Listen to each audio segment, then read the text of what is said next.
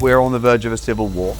Christianity is under attack, marriage is under attack, the family unit is under attack. And when you are a successful Christian entrepreneur, the opposition is real. What does it mean to be human, male and female? We've had teachers who've lost their jobs because they won't affirm the transition of children. It's them that get reported as a safeguarding risk. The reason that society wants us to not be God-fearing is because it wants us to be state-fearing. This country seems to have forgotten God. We've ended up in a cultural chaos. The only hope for the country is to turn back to God. I believe that revival is coming. Thanks for having me around your offices. I love the work that you're doing. I think it's very much needed. Thank you. And I wanted an opportunity to talk with you about the work within Christian Concern. I did a video, which you've obviously seen, a couple of weeks ago now, where I was responding to a street preacher that was being bullied and harassed on the streets by police. Yep. And a lot of these street preachers that are sharing their Christian faith in a Christian country are being persecuted. And as a Christian myself, who's also got a business and has been blessed, I did a spontaneous video where I said, if you're a street preacher and you're getting bullied or harassed by the police, and now you've got legal cases and you need representing, but you haven't got the money, please contact me, because I don't care how much it costs. And I did this angry response video, and as a result, I had a lot of people actually sharing the video. Yep. And I didn't get loads of street preachers contacting me, but I did get loads of people saying, speak to Christian Concern. Yeah. They're a group of Christian lawyers and they do exactly what you're talking about. And that made me reach out. Thank you. And we spoke, and I've donated to Christian Concern. Yeah. The first of probably many donations of £10,000, which was just to on the street preacher side, because I pledged that I would do something. That was the reason for that. But I wanted to kind of really explore what you do, how your lawyers work. You've kindly given me a tour of your offices here in central London, and it's huge. You've got 6 stories. Plus another office. You've got a team of lawyers that help represent Christians. I'm sure there's some stuff that you're doing that I know, and some stuff that I don't know. But I thought, that's one of the issues, in a sense. Yeah. That you put that video out because you wanted to help. Yes. And you didn't necessarily know where to go for the help. And I think, as someone who qualified as a barrister in 1988 and has pretty much been doing this work all my life, and Christian Concern has officially been going since 2008, dealing with these kind of cases, but existed much before then. We were doing these cases before then. What sometimes saddens me is that people don't know about us, or that we have been looking after hundreds and hundreds of street preachers across the years. And you said just a moment ago, Samuel, that I don't matter how much it costs, I'm just going to help these street preachers get in touch. In a sense, that was Andrea Williams, that's my barrister's name, Andrea Williams. I said, I'm going to do any Christian interest case where a Christian, as a result of believing, living out their faith, I am determined as a barrister to use my skills to ensure justice for them. And that was a young woman, that was a young barrister. But I said, no matter what it costs, we're going to find a way. Well, for you, it's cost your life, really, because you've dedicated your entire life to it, and I respect that. Not just Christian street preachers and the gospel being able to be freely preached in, which is supposedly a Christian country, but also I know there's many other things as well that you do within that kind of space. So why don't you give me a little snapshot as to today in 2026? What does Christian Concern do? How does it work? How is it funded? What kind of cases are you taking on? Just so our viewers understand. Yeah, well, I think many people today are thinking, what is going on in this world? What? It's like there's something bad in the air. People are scared. People are scared to speak what they think. Yeah. And that's why we're seeing movements like Unite the Kingdom out on the streets. People are saying, what has happened to our country? And then a lot of the elites will say that's a terrible, hard right-wing movement. And the truth is, they're saying what's happened to our country, what's happened to our freedoms. And then there's a young emerging movement that's saying, where's God? This country seems to have forgotten God. Everything we were taught at schools just left us being pretty lonely and pretty miserable. Yeah. And there has to be more to life than this. And so I think we're seeing the outworking of this so-called secular, liberal progressivism, individualism. I'm going to do life my way. And we've ended up in a cultural chaos. And it's just in everything. It's in Parliament, it's in the media, it's just everywhere. It's in the air. Well, it's all the celebrities as well. All the celebrities. I personally know a lot of people that are famous, and what they say publicly is completely different to what they actually believe, because they're afraid. They're afraid of speaking their minds. And if they do that, they get cancelled. And that's what we do.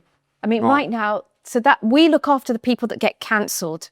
We look after the people that aren't celebrities, but we look after celebrities. But we have been for years looking after the people who get into trouble for loving God, loving their neighbour, and having the courage to speak out when that comes under attack. So early cases in the 1990s were cases such as nurses offering prayer at a bedside, or giving a Bible perhaps because they were asked, or because they'd had a conversation. They were told, you can't give a Bible, you can't pray with a patient. And so we worked hard to keep nurses in the hospitals. Or Christian unions on student campuses were told, you can't have a Christian ethos, you can't have a Christian statement in order to remain on campus. So these were very early cases that we did.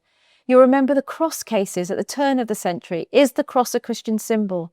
The British government, in our case that went to the European Court of Human Rights, argued, this was under David Cameron, argued that the cross was not a Christian symbol. And they said it was a piece of jewellery. That was in 2012, 2013. We don't get those kind of cases anymore. The government, because we were there, there's no longer a question in the public space as to whether or not the cross is a Christian symbol. And I think if we hadn't been there, then it would be a different story. Just like if we hadn't been there for the street preachers, if it had become normal for them just to be arrested, I don't think we'd be seeing the street preachers on the streets. And next comes the pulpits. If you don't look after the street preachers, it's the pulpits. And we're seeing that. I think stuff is coming into the pulpits. What you do very well, from what I've seen, and I've obviously spoken to your team and the lawyers. One of the lawyers, I can't remember his name, but was talking. The other guy. Ali Razor. Yeah, he was saying about standing up and standing firm. Yeah. And this is not about attacking. This is not about fighting back. This is even for the street preachers. Yeah. You offer training for the street preachers, which is to not be combative. If a policeman comes over and says, "Oh, you need to move on," actually, the best thing to do might be to just move on, go down the corner, and let him get the win, because he's just doing his job.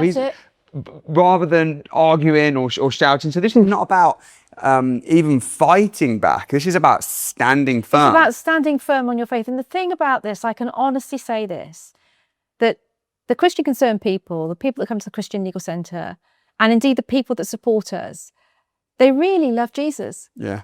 They're peaceful, kind, strong people who really have a devout faith, a real faith. So that when that moment comes, and it gets manifested in different ways. So it might be the street preachers, but it's also sometimes the very quietest of people.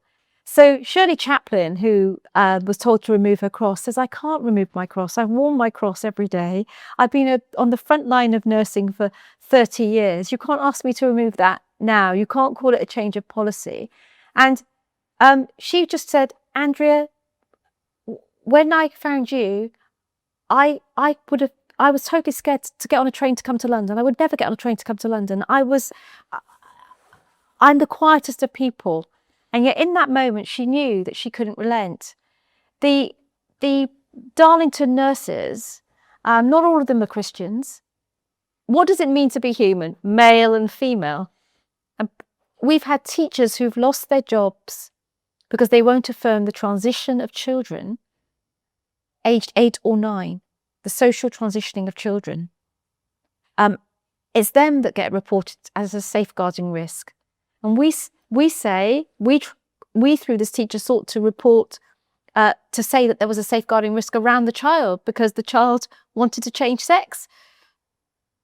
And so we sought to bring an issue to say this child needs help to live in the body into which they were born. We can't all conform to something that is not true. Tell me about the book that you showed me earlier, the children's book. Yeah. Tell me about that. Well, that's another part of our work. It's not just enough to defend those that are in trouble. That's really important to challenge what's wrong. It's really important to do that at the moment that it's there in the workplace. But the next important thing is to articulate what's right. And so if our Department of Education and our schools are promoting My Princess Boy or 10,000 Dresses, which says to 6 and 7-year-olds, you can be a princess boy, you can wear a tutu and be whoever you are meant to be, or you can change from being a red crayon or to a blue crayon, because you can just be whoever you want to be, or you can wear 10,000 dresses with honeysuckles and you can that change in lots of shimmering leaves. This is a real message of confusion. You're sowing confusion into children.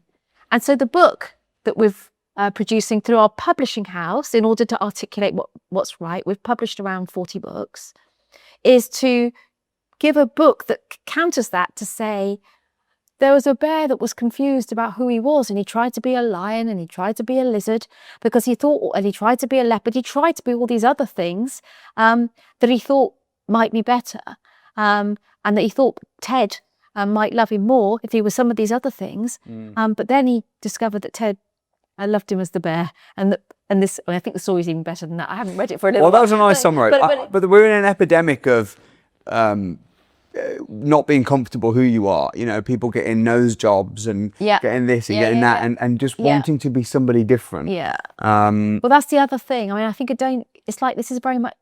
I think that Christian Concern is dealing with stuff at an end point.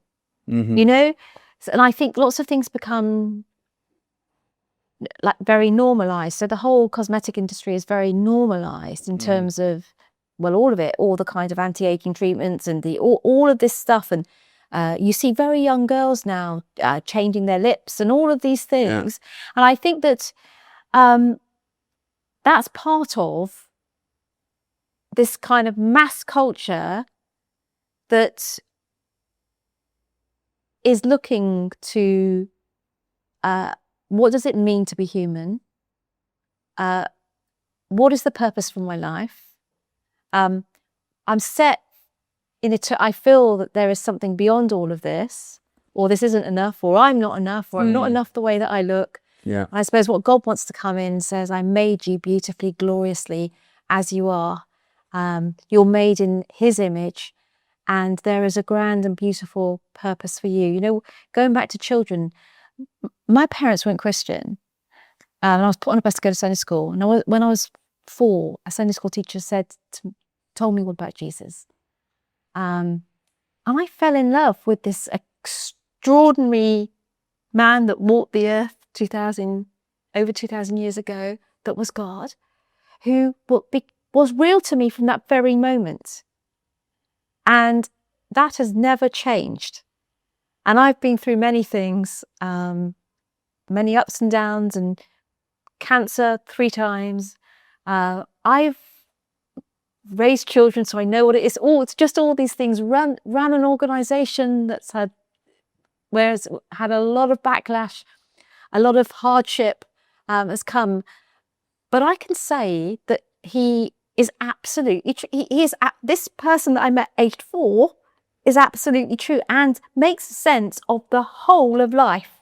There is nothing that doesn't make sense when it's applied to the Bible. The Bible makes sense of everything for me. it's the most real thing.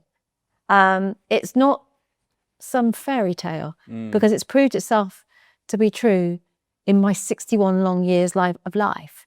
It absolutely proves itself to be true day in, day out, and true against the kind of great cultural narratives that say a man can become a woman can become a man, marriage can be anything you want it to be. Marriage is under attack. I think that's the other point where it's under attack. There's a lot of things under attack, and my sort of stance on this, and I've always been clear on this, is I've got a massive community of property entrepreneurs, and we're all misfits. Yeah.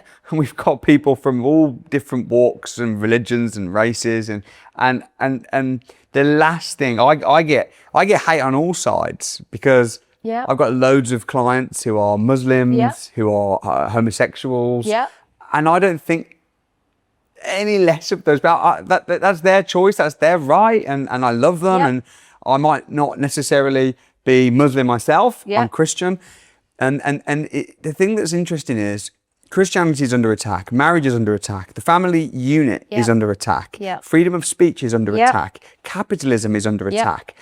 All these things are under attack. And when you are just an entrepreneur, a successful Christian entrepreneur, the opposition is real. It's real. It's real. But then there seems to be, and maybe I'm wrong in thinking this, like I was wearing, when I just flew in from the UAE, and I was wearing, on the plane, I was wearing I don't remember what the name is now, but there's it's like an Arabic form of clothing. I was wearing, because it's comfortable and I have one in the UAE. But then when I was on the plane, I thought, I probably should take this off when I get to Heathrow. Yeah. And the reason I thought that was because I thought, people might think I'm Muslim and I might get attacked. Because I do think that a lot of Muslims are under attack as well, from possibly, you say about the unite the nation. These guys that are so annoyed that Christianity is under attack, and that they're almost potentially, and maybe I'm wrong, now retaliating, and we see this, and I think, man, that's not the solution. Can't we just love each other and stand together? But then also be unashamed to be a Christian, and be unashamed to. So where? Well, I think we do need. I think it's really important to be certainly in this country, to be unashamed of our faith and unashamed to be Christian.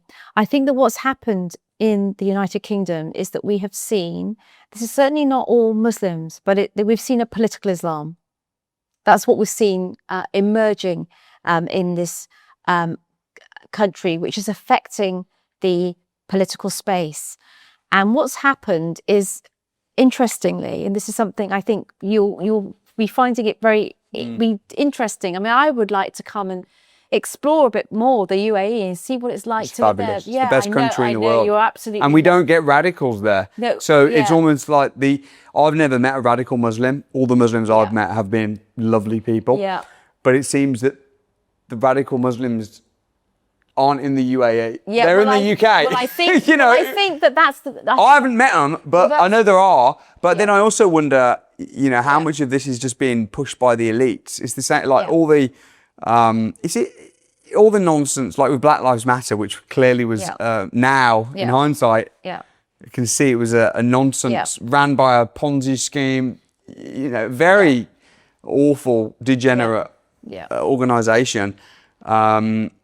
But I don't believe that was even, like, most people that I knew at the time who were black. That was the critical. The black people at the time were like, we're not part of this. That's kind of the critical race theory stuff that has just come out again in terms of education, in terms of how we've all been taught to think. So there's a group of, the equality and diversity legislation in our country, the Equalities Act of 2010, which brought together a whole raft of statutes across decades, that essentially began to put people into classes. And this is what happens, I think, when you don't have the idea of a common law, which is where Great Britain has been. A common law dating back to the Magna Carta, which is a biblical law. Now, what is a biblical 10 Commandments? It's a biblical law. Love the Lord your God and love your neighbor, whether that, no matter who that neighbor is, whether that neighbor is Muslim, Sikh, Hindu, Jew, no matter what their behavior, no matter how they identify, whether they identify as trans, whether they identify as gay, whatever it is, you will, if you, under a common law, which is, we say, is there's a giver of the law, it's God, beyond our common humanity, a giver of the law that then makes sense, you will love your neighbor. The first thing is to love your neighbor. And then there are simple laws that just don't kill one another and don't commit adultery. These are great laws. These are great. Don't covet. These things, don't steal. These things really work, and they're anchors for life. And the great legal historians and legal judges have all talked about the common law being part and parcel of the Bible, being part of the common law, part and parcel of the life and fabric, the constitution of Great Britain. That's really important. And this is the thing, historically, that meant that we, as a Christian fabric nation, loved the immigrant, loved our neighbour. We were to give freedom to dissent, because Christianity never coerces. But what has happened with flipping that, which we've done in the last half century, since the 1960s, is we've moved to this equalities type of framework and network, which says, black is who I am. So my race is protected as a protected characteristic, or it could be Caucasian, it could be Indian, whatever it might be. But the point is, race is a protected characteristic. That's how you get Black Lives Matter. Sexual orientation is who I am. It's intrinsic. I am homosexual, and I am to be protected in the law. And if you discriminate against me because I am a homosexual, it's like discriminating against me because of the colour of my skin. Or another group that's, where there's a protected characteristic, it's a disability. I am disabled. And if you discriminate against me, or as a result of my disability, that's like discriminating against me because I'm a homosexual, or because my skin is black. And when these things all become equivalent, and so when something like sexual orientation becomes protected in law, and the Christian will say, well, I am unable in conscience to promote homosexuality or same-sex marriage. In conscience, I'm unable to promote that in schools to 4-year-olds. Right. Or I am, a civil registrar, unable in conscience to marry 2 men or 2 women. Or I, as a Christian magistrate, question whether the best place to place a child is into a 2-men household. For asking those questions, it's very often just for asking those questions within the framework, which is usually that's what it is. Or asking for accommodation.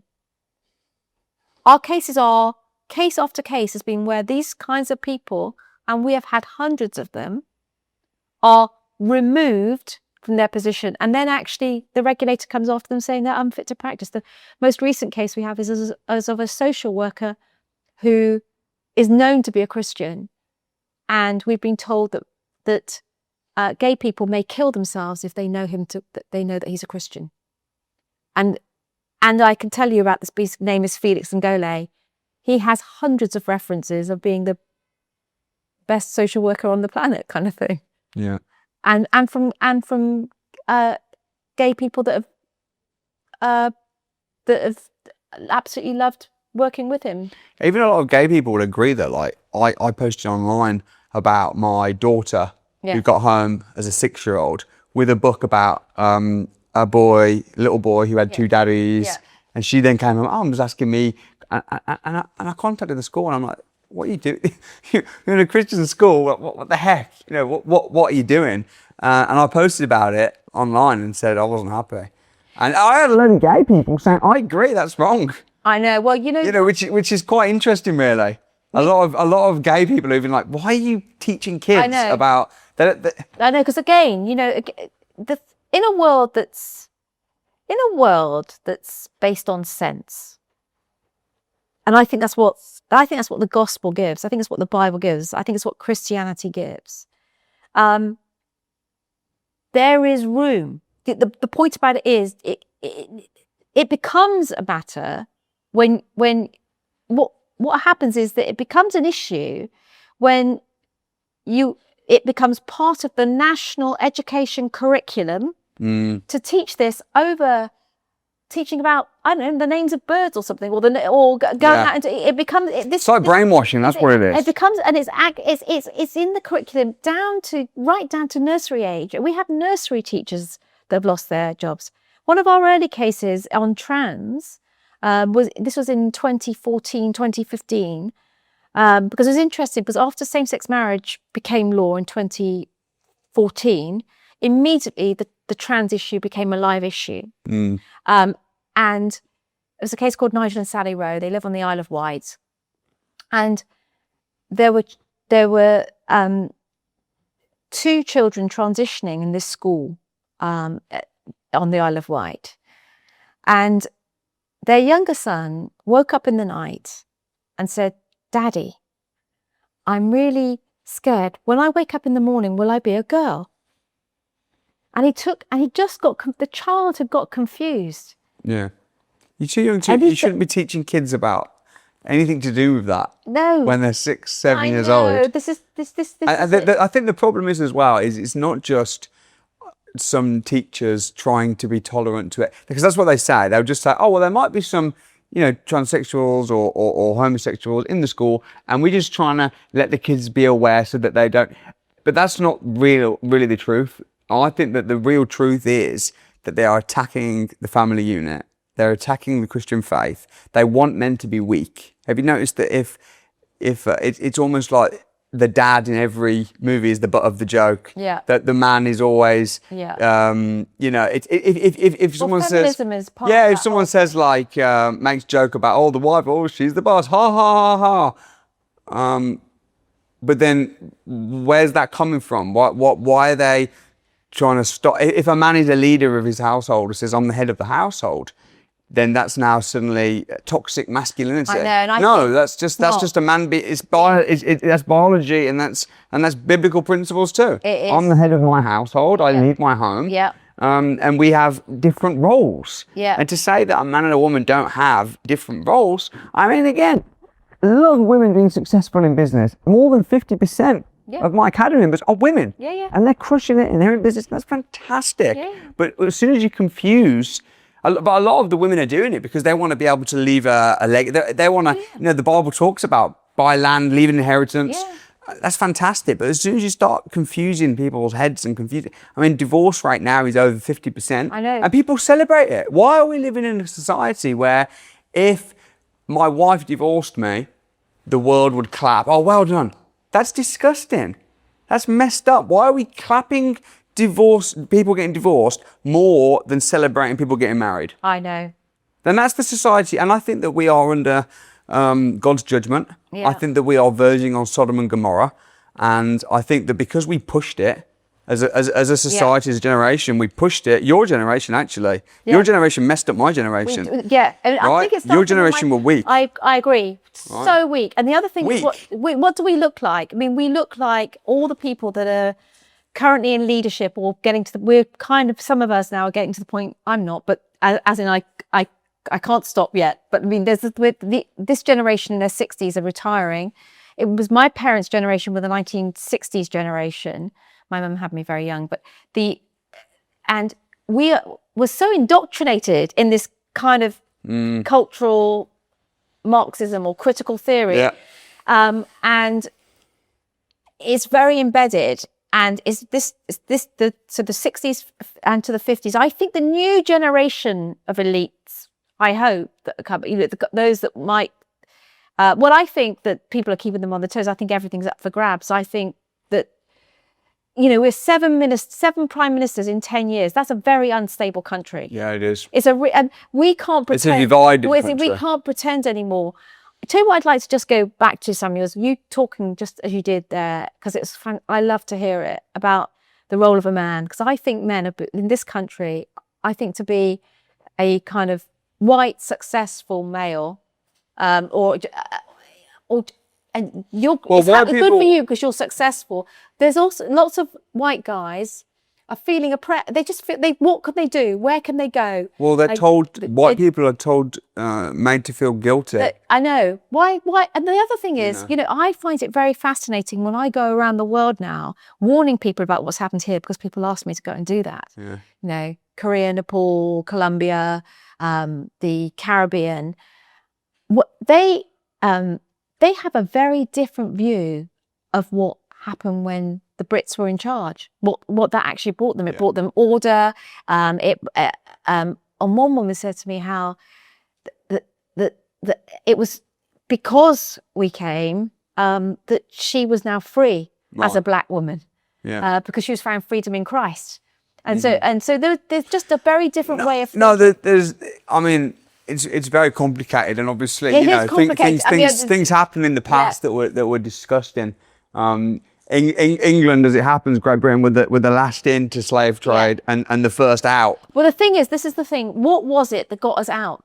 It was the Christian vision. It was the social reformers. And that's what we need. Social reformers. It was the Christians. It was the Christians that laid down their abomination. They said it was and it was right, and it was an the point about slavery was an abomination, but it was the Christians that overturned that. No, but the thing is that when you look as well at the people from years ago that actually massively helped move us on away from segregation and racism, people like Martin Luther King. And what did he say? He said that he has visions of little black boys and little white boys being able to play together. But what's happening with the elitist radical left, in the name of trying to empower black people or trying to empower women, or actually they're dividing us. And that's all Black Lives Matter did. Black Lives Matter, in my opinion, just divided. It made black people and white people segregated again. And it's like, okay, so how's that helpful? And suspicious of one another. And even beyond even all of that is men and women. So when the society so you've talked about this vision of leading your household, and when women have been told, we are, of course, equal. We're made in God's image, but there are different roles. Well, we don't have equal physical strength. No, and there are different roles within the home. And the whole thing about, and actually speaking about that, and about speaking how we do family together, and how it is, I mean, I think women thrive when they are loved and looked after and cared for and provided for and feel safe, and they and of course women, well, look at me, look at who is talking here, but the point in terms of what I do, but of course women can do many things, as you've spoken about just now, but they also love, I know that women love to watch over, look after, to nurture, to these are just real the reason that a lot of the women come to me to learn about how to invest in property and how to set up businesses is because they want to have children. But in the society that we live in now, you can't have children very easily because you're both having to work in order to, because of the way of the way that society's been set up. You both have to work, and you can't afford to have children. Rent in London is $2,200, whereas the salary is $3,500. So how are you going to afford it? So they want to be able to be mothers. They do. That's a big reason for why people do it. And I think that, again, another thing that's under attack, and it all links, and it's Christianity. Everything that Christianity is for, pro-life, pro-family, everything, the society and the state are attacking. Even when you do get pregnant, when my wife got pregnant, she goes to the doctors and says, "Hey, I'm pregnant." And they say, "Okay, so what do you want to do?" She's like, "What I want to do is I want to have the baby and have a healthy baby." "Okay, are you sure? Are you sure?" What? What kind of a sick society? This is something that I posted about online, and apparently I can't have an opinion on abortion because I'm a man. which means that I can't have an opinion. I can't have an opinion on Black Lives Matter because I'm white. I can't have an opinion on economics because I'm rich. I can't have an opinion on abortion because I'm a man. What? So I have to just be silent and not have an opinion. I'm so glad that you're not silent, Samuel. I really am so glad that you're not silent. Thank you. I mean, you are saying what so many people are thinking and scared to say. You're also saying what gets some of our clients into trouble. It's literally saying the things you say, or they are in a situation on the ground, poorly paid, let's say, within an institution that will say, you're a nurse, you can't say that about abortion. You can't. That's exactly the kind of thing that gets people into trouble on the ground, and that's the kind of for saying these sorts of things. Well, that's another reason why people come to me to learn about property and business, so that they can now finally not have to be ashamed of being a Christian. I mean, I would rather be fired if I was in a job for being a Christian and speaking my mind. It's like even now, I get a lot of heat for just speaking what I believe is to be truth. Yeah. And I try and do it in a loving way. And like you said, all the people in your office and all the lawyers, they love Jesus. Yeah. And this is not about that. It was interesting meeting them because they're not angry people. They're not. No, they're loving. They're not fighting the system. But they're standing up for the persecuted. That's it. They're standing up for the people that are being bullied. They're standing up for the people that are being oppressed. That's it. And they're saying, you know what? We are lawyers. That's it. And we're going to defend this person who might be a quiet, introverted nurse on £2,500 a month who just wants to wear a cross because the centre of her life is Jesus, and she's worn this cross all her life, and now she's been bullied. Yeah. And that's the thing as well. I think it's really important. I know I've said this, but I'll keep saying this. Is that this is not attacking Muslims, this is not attacking gay people, this is not attacking. We need to be, as a country, united, I believe. Yeah, it honestly comes out of a place of love. This is attacking the system, if anything, or standing up to the system.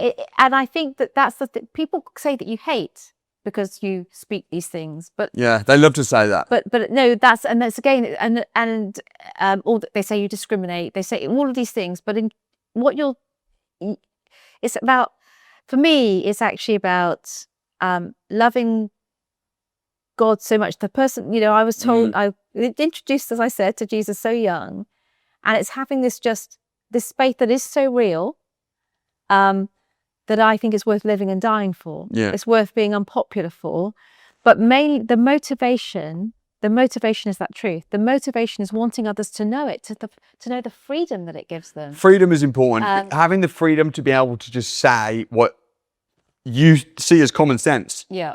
And without being bullied or labelled far right. Yeah. For saying something which 30 years ago everybody said was just kind of proper central. Yeah. And it has been for hundreds or thousands of years. You talked about the kind of life issues and the sort of the attack on truth, which is life and family and freedom. But very interestingly, for the Conservative Party, for instance, stopped being conservative in this country. All their social policies were liberal. Interestingly now, the leadership under Kemi Badenoch and Claire Coutinho, they're saying more socially conservative things. But under David Cameron, and no, they're weak. The Conservatives are weak. Yeah. They're pathetic. Now it's the same as the new Prime Minister, Andy Burnham. They're just saying what makes them popular. But the reality is they're weak. And the system and the state is very fragile. If you think, who would have imagined? Keir Starmer came in 2 years ago with over a 400. Don't say what they think though. Even if they didn't believe. Yeah. If the truth is, if Kemi or any of these guys had common sense and actually believed, actually killing babies is immoral, would they say it? No, they don't say it. So they're not leaders. Why should somebody be appointed as a leader when they're not a leader because they won't actually say what they actually think? Because I know some of these politicians, and I know what they actually think. Should I tell you that the other thing that we do at Christian Concern, because also, as I said, we challenge what's wrong. So we're defending in the cases, and then we articulate what's right, but we're building what's better. And we see, you're saying killing of the babies, where we've created a national pregnancy crisis line, and that's now independent from us, but we were right at the heart of creating that. We serve many of the pro-life groups so that they can be out in the streets. Again, like the street preachers, pro-life groups get removed from the streets. There are places in Britain now where you can't pray outside you can't pray outside where you can't go. You can't speak the gospel, you can't pray. You can't even pray in your head outside an abortion clinic. You can't speak to women who are going into an abortion. You're prohibited. We have all of those cases. Because of a case that we did back in the year 2011, 2012, abortion groups, pro-life groups are allowed to go out and speak on this. So we've kept that space free. So we've challenged what's wrong. We've articulated what's right. But the building what's better is really important. And now that abortion is moving wholly into just chemical abortion, sending 2 pills by post to women in their home. So they're aborting their babies into the toilet pan. They're aborting their babies into their bed in floods of blood. We've got these cases. We know these cases, and we know these things to be true. It's not what they've been told that it was, like just nothing. It's just nothing. And we're going to build an abortion pill reversal line. I call it like the new type of hospital, whereby we're going to be saying to women, if you've taken 1 pill and you change, there's a way back. Either don't take these pills is the first education exercise, but the second education exercise is what we found is that when women take the first pill, suddenly they say, what am I doing? Right. And there is a way back. But again, it's the lies. The medical profession say you can't do that. The abortion clinics say you can't do that. But we've got the doctors that will say, we know exactly what to do. We'll give you the progesterone, which will save the baby. And the truth is, I mean, I don't blame the women because they've been lied to. They've been lied to. They've been brainwashed. Yeah, they've been brainwashed. They've been brainwashed. Since school, again, it's the same thing. We're teaching this stuff to our kids. Do you know why they don't want us to talk about this kind of thing? Is because it's so obvious that what we're saying is correct. Instead of having the conversation and having an open dialogue, they would lose. Yeah. You can't have a conversation. Even I'm not a biologist or a scientist or a doctor. I'm just a regular guy who has a business. It's clearly killing a baby. It's disgusting. It's going to be looked back at with more disgust in 100 years' time, thanks to organisations like yours, than the slave trade. Yeah. It's the same thing. I mean, but people are so blinded, and they say, "Oh well, it's a fetus." Oh, okay, it's a fetus. Yeah. What, with a heartbeat? A fetus with a heartbeat and fingers and eyes. Yeah. It's a fetus. Okay. What? And all of this stuff, like all the illegal immigration and asylum seekers. It's like, okay, we can be tolerant. Yeah. And we can live in harmony, and we can. I love migration. I think my wife is a Zimbabwean and moved here at 10. I am an immigrant because I live in the UAE. But when I went to the UAE, they didn't offer me welfare. Yeah. They didn't say, come in and claim benefits. Come in and we'll give you free. Why not? Because that would be moronic. That would be an economic disaster. That would be a drain on the society. And suddenly, the Emiratis would be furious. And guess what that's called? Common sense. But why do they expect us to pander and say, yes, let's just house the asylum seekers, give them free accommodation, let's open the borders, while we've got Iranian soldiers coming in as sleepers, ready for if Iran want to have war with the UK. But you know what? Let's be tolerant and let's just keep the borders open.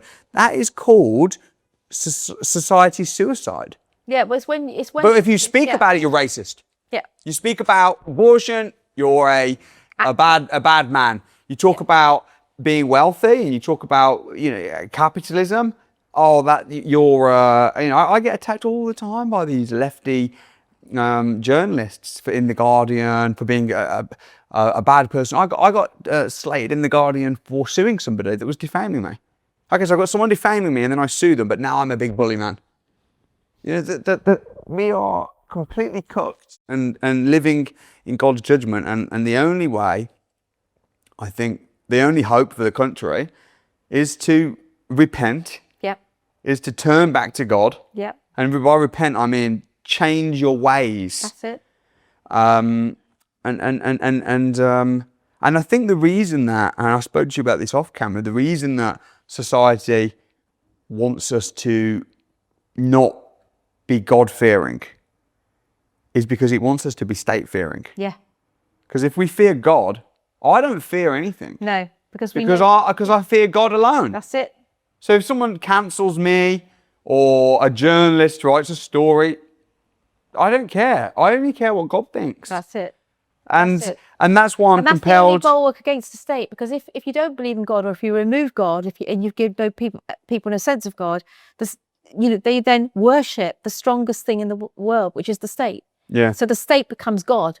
And then people fear the state. They become chilled. They become silent, and there is none of that. And that's what I always say the Christian concerned people are the real deal people, because they fear God. The people, our clients, who are all kinds of people.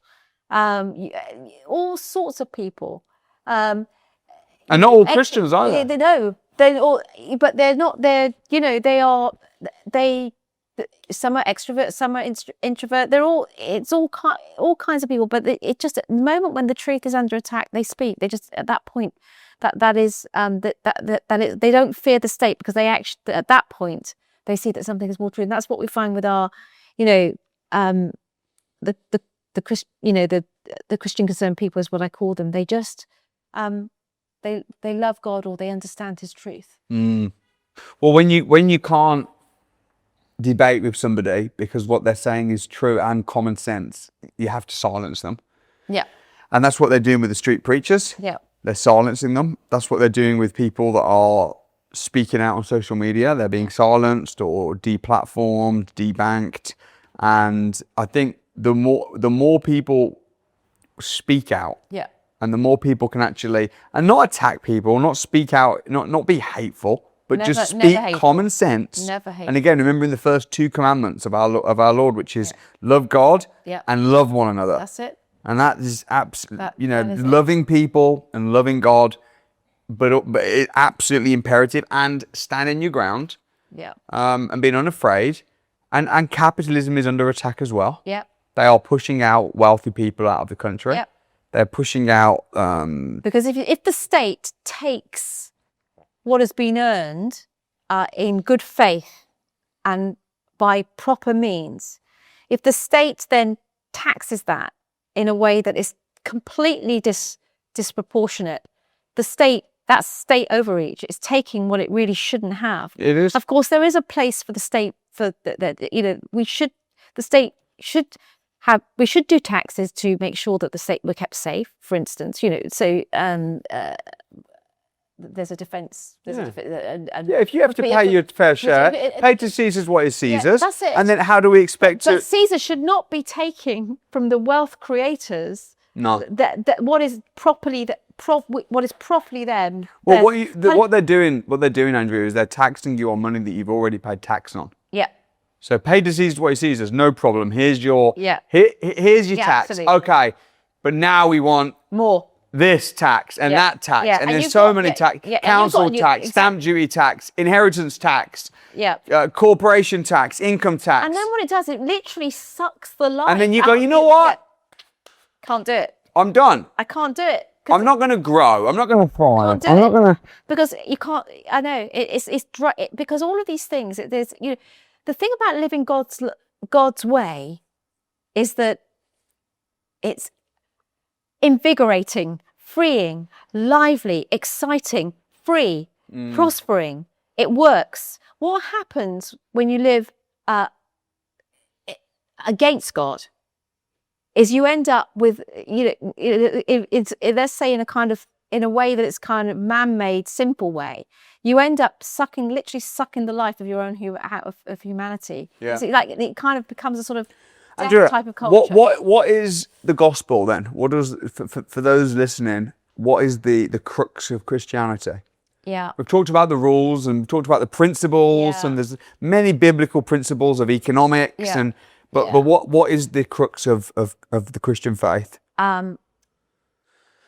It's what does it mean to be human? Well, it means that you are precious and wonderful, made in the image of God, with eternity set on your hearts. But we all know because of all the things that we've just spoken about, that we don't live even up to our own standards, let alone the standards of God. And that's what the Bible calls sin. And God says that the wages of sin, the penalty for sin, leads to darkness and to death and to corruption and all the things that we've talked about. And that therefore, God sent his son, Jesus, to pay the penalty for that darkness, that death, that corruption, that sin. And he paid the penalty on the cross because Jesus came over 2,000 years ago, lived a perfect life, and God permitted him to pay the penalty for the price for our sin on the cross. And that's the Easter message. And he then rose again, having paid that penalty, and that we are able to know him by the power of the Holy Spirit if we repent of our sins, if we actually acknowledge that we are sinful and we want to say sorry to God and that we want to know him as our Lord and our Saviour. And then when that happens, if you just say, I want to seek you, God, I want to know you, God, is this really true? Can you make this known to me? He will be found. You will understand the human condition and what it is to find hope and freedom and a way back. You know, the thing is, what's the way through when we've tried all the man-made type of ways and we lay ourselves on the altar of the cross and say, not my way, but your way, Lord. We find forgiveness. We find the restoration of our souls. And we find peace and a way through. Well, that's good news for me. And I like to be reminded. That's why I asked you the question, because I guess the reminder is that it doesn't matter what you've done. Yeah. Because we're trusting in a God who forgives all sins. All sins. No matter how big, no matter how small. Exactly. And it's not about what we do, it's what he did. But then when you receive that gift and that forgiveness and you realize, you know what, I've repented, I've turned away from my sin. This is what the society doesn't want. Society doesn't like us acknowledging what is sin and what is not. Yeah. And that's the root of it. You can't call things sin. You can't say that's sin. That's the root of it. And we're confused about what is sin. There's nothing sinful about being a bold, courageous leader, building businesses, making millions of pounds. That's not sinful. No. That's a good thing. It's a good thing. And you know, all those people that, you know, feel guilty, maybe even us having this conversation, talking about abortion, or where they feel, oh my gosh, I had an abortion and now I feel, that's okay. Because God says to the woman who's had an abortion, right, we know your pain. And I took that pain on the cross. And we know that society was complicit in that decision because we didn't teach you any better. And we know that you went there. But actually in that darkness and in that grief, you can be free of your guilt and shame. You can be free to talk about it. You can be free to live again. To live again in the light of being forgiven for what you did. Knowing, and I think that then you have the hope. There's the hope of heaven. This is where Christianity is different to all other religions, because every religion on the planet, apart from Christianity, says you need to do better. You need to follow these rules, and then when you die, we'll assess how well you did. Yeah. Thank God I'm not in a religion where it's about what I've done. I know. Because I've done a lot of good, but I've done a lot of bad. Yeah. And I continue to fall and make mistakes again and again, which is why I love the misfits. I love people that are, you know, I'm from a broken home. I've had many things happen to me. I'm not proud of, or things I've not done and continue to do. Yeah. But we are trusting in a God who did it all. And isn't that amazing? Isn't that that's liberating? It's the how now to live. You know, it is the how now to live. When we understand what sin is and that we can be rescued from it, that the price has been paid. But then it's offensive when the government and the state say you can't say that's sin, even though it says in the Bible. Yeah. Well, the thing is, you know, part of the why do we have cases? I tell you why we have cases, because the government has the government legislates morality. The government has protected sin in law and punishes those that call out the sin. So that a lot of the cases are around that. You know, the government actually protects, says that what is bad is good and what is good is bad, and protects it in law. And if you speak against it or say you can't do it, then you end up punished. So what's your hope and vision then for the next, you've been doing this 20, 30 years or however long? Even longer, I think. Oh, wow. So what's the vision? What's the vision for the next 20, 30 years? Well, I hope that we see a rising generation like you, fearless, bold, seeking to live life God's way. I mean, that's what you're seeking to do. You're a man, you've spoken passionately about marriage. I know you've got 4 children. Yeah. You protected your children because you didn't want them to be taught stuff in schools. I want to see people like you in government. I want to see people like you leading our schools. I want to see people like you in the media industry. I want to see people, more and more businesses like yours. I want to see lots of philanthropy. I want to see pro-life hospitals. I mean, I want to see a changed society, a reformed society, and that will happen when men and women who have your passion, your fervour, your lack of fear for man, but only fear of God. When we see more people like you coming behind people like you, but just taking their place, being the, and I mean this in the right way, the new elites. I mean, and also just the ordinary folk. I mean, but we've got to take back the institutions for God. We've got to take back the institutions for the common good. We've got to not fear suppression. And I hope that God is patient enough, because he's very patient, with us all, because you said we're sort of, it's like Sodom and Gomorrah. Well, yeah. It feels like, and the question is, I pray that there will.